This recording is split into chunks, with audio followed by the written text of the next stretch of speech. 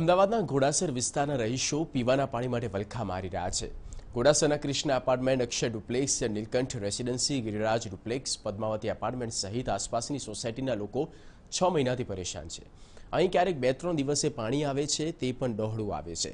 આ લોકો ટેક્સ ભરતા હોવા છતાં પાણી જેવી પ્રાથમિક સુવિધાથી પણ વંચિત છે। આ મુદ્દે વારંવાર સ્થાનિક કોર્પોરેટરથી લઈ મ્યુનિસિપલ કમિશનર કચેરીમાં પણ રજૂઆત કરી, પરંતુ પાણીનો પ્રશ્ન ન ઉકેલાતા ઉશ્કેરાયેલી મહિલાઓ માટલા ફોડી વિરોધ પ્રદર્શન કર્યું। આ સાથે સોસાયટીઓની બહાર પાણી નહીં તો વોટ નહીંના બેનરો લગાડાયા।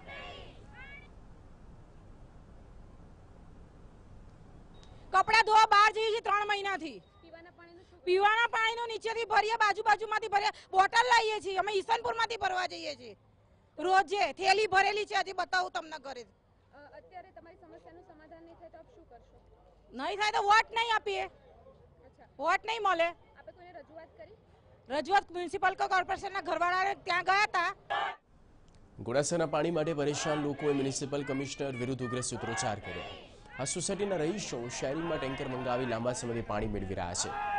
આ મધ્યમ વર્ગીય પરિવારો માટે રોજિંદા ટેન્કર મંગાવવાનો ખર્ચ પરવડે તેમ નથી, જેથી નારાજ લોકોએ ચૂંટણી ટાળે વોટ ન આપવાનું હથિયારું ગામ્યું। આના માટે અમે કોર્પોરેટર પાસે 3-4 વખત જઈને આવ્યા, અરજી લખી, રજૂઆત કરી, બધાની સહી કરેલા કાગળિયા આપ્યા છે। પણ પાણીનું અહીંયા કંઈ એનો નિકાલ થયો નથી।